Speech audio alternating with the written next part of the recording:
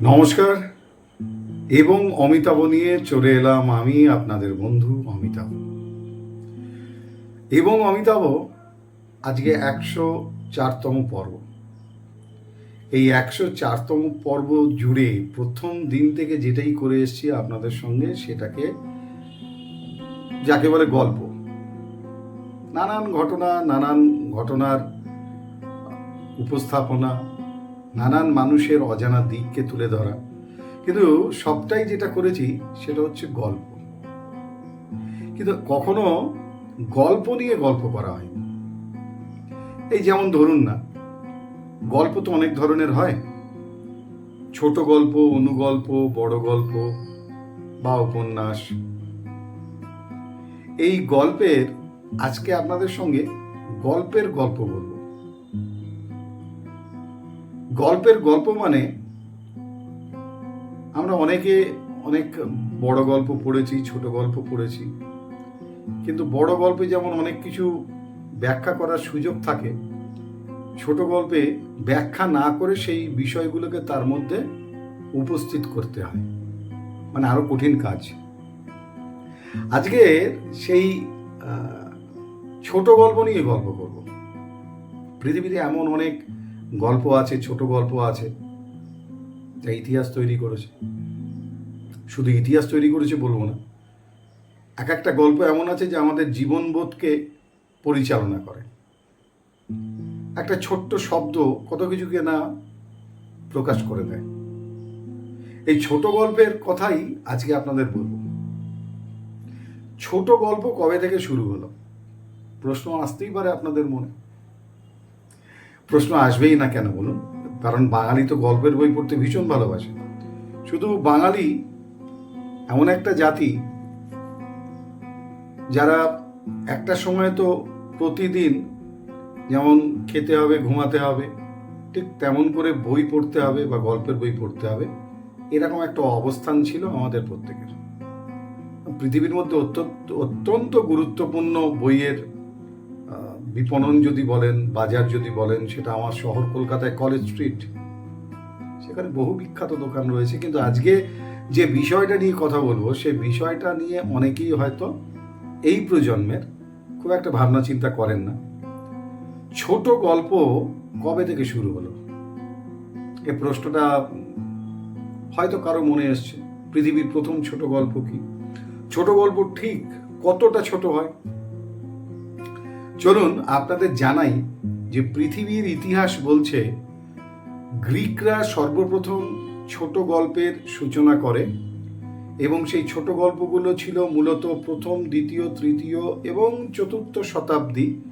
সেই সময়ের যা প্রমাণ পাওয়া যায়, সেখান থেকে চতুর্থ শতাব্দীতে গ্রিকদের মধ্যে সর্বপ্রথম ছোট গল্পের সূচনা হয়, এবং সেই গল্পগুলো ছিল ঈশপের গল্প। ঈশপের গল্পের মধ্যে দিয়ে চতুর্থ শতাব্দীতে ছোট গল্পের পথ চলা শুরু হয়। এরপর ব্রাদার্স গ্রিম রূপকথার প্রকাশনা করেন, রূপকথার পাবলিশার্স, রূপকথার ফ্যান্টাসি গল্প। সেই একই সমান্তরালভাবে ছোট গল্পের জায়গা করে নেন আরও একজন বিখ্যাত সাহিত্যিক, যার নাম এডগার অ্যালান পো। ছোট গল্পের এরকম নানান ছোট্ট ছোট্ট ঘটনা তৈরি হতে শুরু করে, ইতিহাস সেখানটায় নজর করে, এবং গথিক যে সাহিত্য, সেটাকে বলা হয় সৃষ্টির, পৃথিবীর ছোট গল্পের সৃষ্টির ইতিহাসের সর্বপ্রথম যারা ছাপ রাখতে পেরেছেন, সেটা হচ্ছে গথিক কথা সাহিত্য। সর্বপ্রথম তার মধ্যে ছোট গল্প বা অনুগল্প, সেগুলোকে দেখতে পাওয়া যায়। এছাড়া বহু অসংখ্য মানুষ রয়েছেন, বিখ্যাত সাহিত্যিক রয়েছেন, যারা পৃথিবীতে নানান দেশের ছোট গল্প প্রথম লিখেছেন। তার মধ্যে আন্তন চেখভের কথা যেমন আসে, আরেকজনের কথা আসে নিকোলাই গোগোল। নিকোলাই গোগোল তিনি সম্ভবত দ্য ওভারকোট, এটি ছিল তার লেখা প্রথম ছোট গল্প। আবার যদি বাংলাতে চলে আসেন, তাহলে ছোট গল্পের যেটা সূচনা, সেটা রবীন্দ্রনাথ ঠাকুরের হাত ধরে 1874 সালে ভারতী পত্রিকার জন্য তিনি লিখেছিলেন প্রথম ছোট গল্প ভিখারিণী। কিন্তু সেই ছোট গল্প সেই অর্থে নাড়াচাড়া দেয়নি পাঠক মহলকে খুব একটা। পরবর্তীকালে 1884-85 সাল নাগাদ তিনি তার সার্থক প্রথম ছোট গল্প যেটি লিখেছিলেন, যার নাম দেনা পাওনা। ছোট গল্পের মধ্যে কত অজানা কথা, কত অজানা রহস্য লুকিয়ে থাকে, যেগুলো পরতে পরতে বিশ্লেষণ আর ব্যাখ্যায় বেরিয়ে আসে। আজকের দিনে যখন আমরা ডিজিটাল গল্প শুনছি, অনেকে বিভিন্ন গল্পের আলাদা করে ইউটিউব চ্যানেল করেছেন, সেখানে গল্প বলা হচ্ছে পৃথিবীর নানান বিখ্যাত মানুষের। সেখানে আপনাদের বলবো যে বাংলাতে ছোট গল্পের জনক বলতে গেলে রবীন্দ্রনাথ ঠাকুর, তারপরে শরৎচন্দ্রের কথা অবশ্যই আসবে।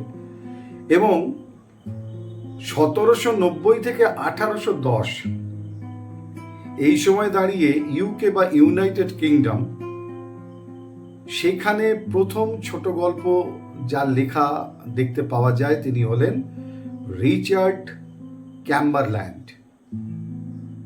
তার ছোট গল্প উল্লেখযোগ্য আখ্যান, বাংলা যার নামকরণ, সেটি লেখেন। এবং সেই সময় দাঁড়িয়ে ইউনাইটেড কিংডমে ভারতবর্ষের বাংলার পাশাপাশি বাংলারও আগে 1870-এর দশকে প্রথম ছোট গল্প লেখেন রবীন্দ্রনাথ ঠাকুর। আর 1790 থেকে 1810-এর মধ্যে ইউনাইটেড কিংডমে রিচার্ড ক্যাম্বারল্যান্ড তিনি লিখেছিলেন উল্লেখযোগ্য আখ্যান। এবং তার আরও একটি সাড়া জাগানো ছোট গল্প ছিল, সেই ছোট গল্পের নাম হচ্ছে দ্য পয়জনার অফ মন্ট্রেমস।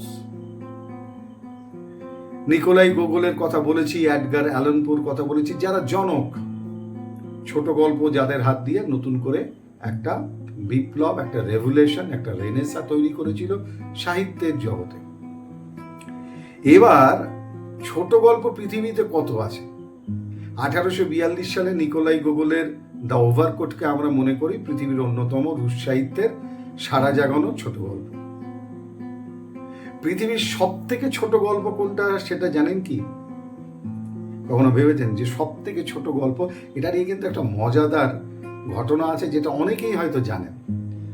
ঘটনাটা আর কিছু না, একটা গ্রীষ্মকালের একটি লেক বা জলাশয়ে বোটে বসে বা নৌকায়, ছোট নৌকায় বসে মাছ ধরছিলেন 3 মহারথী। কে কে? মাছ ধরছিলেন আর্নেস্ট হেমিংওয়ে, ফিদেল কাস্ট্রো এবং চে গ্রাভেরা। এরা 3 জনে একটি বোট বা নৌকায় বসে ঝিলে বা লেকে সেখানে মাছ ধরছিলেন। এবার অনেকক্ষণ ধরে বসে রয়েছেন মাছ ধর, কিছুতেই আর মাছ উঠছে না, মানে ধরা দিচ্ছে না মাছ। তো একটা সময় ফিদেল কাস্ট্রো বললেন যে মাছ যখন খাবার খাচ্ছে না, তখন আসুন আমরা নিজেরাই খাবার খাই, খাবারগুলোকে আর অযথা কষ্ট দিয়ে কি লাভ। এই কথা বলে ফিদেল কাস্ট্রো, চে এবং আর্নেস্ট হেমিংওয়ে, তারা 3 জনে মিলে খাওয়া শুরু করেছেন। সবার প্রথমে খাবার খেতে খেতে ফিদেল হঠাৎ করে হেমিংওয়ের দিকে তাকিয়ে বললেন, এই যে তুমি তো অনেক লেখো টেখো, তুমি তো কবি সাহিত্যিক মানুষ, তো তুমি কেমন লেখো একটা প্রমাণ দেখাও তো দেখি যে তুমি কত বড় সাহিত্যিক। এইখানে বোটে বসে তোমাকে একটি গল্প লিখতে হবে, এক্ষুনি লিখতে হবে। এবারে হেমিংওয়ে বলছেন, কিন্তু সে তো ঠিক আছে, লিখতে পারবো না, এটা একেবারে ঠিক না, কিন্তু এখানে তো নোটবুক খাতা কিছুই নেই, কিসে লিখবো গল্পটা? তখন যে তার খাওয়া হয়ে গিয়েছিল, খাওয়ার পর সে টিস্যু দিয়ে হাত এবং মুখ মুছছিল। কি মনে হলো সেই চেয়ে তিনি তার টিস্যুটা মজা করে এগিয়ে দিলেন হেমিংওয়ের দিকে, বলে এই তো টিস্যু, এখানেই তোমার সাহিত্য সৃষ্টি করো। খুব সিরিয়াস হেমিংওয়ে সেই টিস্যুটা হাতে নিলেন, নিয়ে গভীর জলাশয়ের দিকে খানিকক্ষণ অপলকে চেয়ে থাকলেন। এক দৃষ্টিতে। তারপরে লিখলেন পৃথিবীর সব থেকে ছোট গল্প, যাতে ব্যবহার হয়েছিল কেবলমাত্র 6টা শব্দ। তিনি নিজেও ভাবতে পারেননি যে এই গল্পটা একসময় সারা পৃথিবীর কাছে একটা আলাদা করে মাত্রা, গুরুত্ব, সাহিত্যের ক্ষেত্রে একটা জ্বলন্ত প্রতীক হয়ে দাঁড়াবে ছোট গল্পের। কি লিখেছিলেন সেই ছোট গল্পে 6টা শব্দে হেমিংওয়ে জানেন?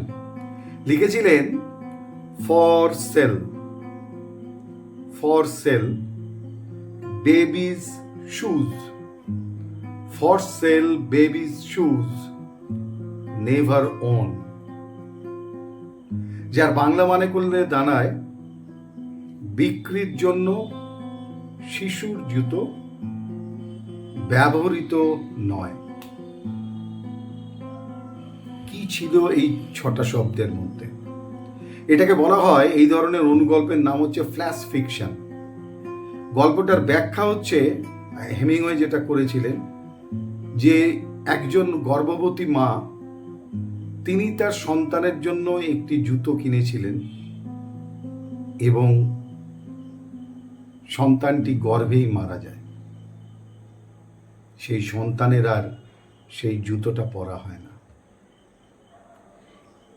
তার এই শব্দের মধ্যে দিয়ে নেভার অন, ব্যবহৃত নয়, তার মনের ভেতরের যে অনুতাপ, দুঃখ, মর্মান্তিক যে অনুভবটা, সেটাই 6টা শব্দের মধ্যে দিয়ে প্রকাশ করেছিলেন Hemingway. For sale babies shoes never worn, বিক্রির জন্য শিশুর জুতো, ব্যবহৃত নয়। এই 6টা শব্দের মধ্যেই লুকিয়ে আছে মায়ের বেদনা, কষ্ট, সন্তানের ভূমিষ্ঠ না হওয়া, তার স্বপ্নদের অপমৃত্যু। এটাই ছিল পৃথিবীর সব থেকে ছোট গল্প। এবং এইটা লেখার পর নাকি সম্ভবত ফিদেল কাস্ট্রো, তিনি $10 বকশিসও দিয়েছিলেন আর্নেস্ট হেমিংওয়ে। পৃথিবীর ইতিহাসে, সাহিত্যের মধ্যে এটি সব থেকে ছোট গল্প বা ফ্ল্যাশ ফিকশন হিসাবে ধরা হয় এবং আর্নেস্ট হেমিংওয়ের মৃত্যুর পরে এর মূল্যায়ন হয়েছে। এই প্রসঙ্গে বলে রাখি যে শুধুমাত্র এটি নয়, ঠিক এমনই আরেকটি গল্প, যেটা পৃথিবীর সব থেকে ছোট ভৌতিক গল্প বা ভয়ের গল্প হিসাবে স্থান করে নিয়েছে বিশ্ব সাহিত্যে। সেই গল্পটি লিখেছিলেন ফ্রেডরিক ব্রাউন। গল্পটির নাম নক। পৃথিবীর ইতিহাসের সব থেকে সংক্ষিপ্ত ভূতের গল্প লিখেছিলেন ফ্রেডরিক ব্রাউন, যিনি আমেরিকান একজন সম্ভবত। গল্পটির নাম ছিল নক। গল্পটি কি ছিল জানেন? গল্পটি ছিল 2টো লাইনে। লাইন দুটো ছিল, the last man on earth set a room. The last man on earth set a room. There was a knock on the door. There was a knock on the door. The last man on earth set a room. এই 2টো লাইনে লেখা গল্পটি পৃথিবীর সব থেকে ছোট ভৌতিক গল্প হিসাবে সাড়া জাগিয়েছিল। কেন? বাংলা মানেটা করে দেখুন। পৃথিবীর সর্বশেষ মানুষটি একটি ঘরে বসে আছে। পৃথিবীর সর্বশেষ মানুষটি একটি ঘরে বসে আছে। হঠাৎ কে যেন তার দরজায় আওয়াজ করল। শুনতে শুনতে ভাবছেন, পৃথিবীর শেষ মানুষ, তাহলে দরজায় নক করল কে? পৃথিবীর শেষ মানুষ একটা ঘরে বসে আছে, সর্বশেষ মানুষ। হঠাৎ কে যেন তার দরজায় ঠাক ঠাক ঠাক নক করল। ফ্রেডরিক ব্রাউনের পৃথিবীর সব থেকে ছোট ভৌতিক গল্প এটি। ছোট গল্প পড়া শুরু করো, অনেক কিছু জানতে পারো। আরো অনেক কিছু জানার জন্য পরবর্তী পর্বগুলো দেখতে ভুলবেন না। এবং অমিতাভ ফিরে আসছি পরবর্তী গল্প নিয়ে পরবর্তী পর্বে। ততক্ষণের জন্য সচেতন থাকুন, সাবধান থাকুন, সুস্থ থাকুন, আনন্দে থাকুন, আর এবং অমিতাভতে নজর রাখুন। আজকের মতো ছোট্ট করে শুভরাত্রি।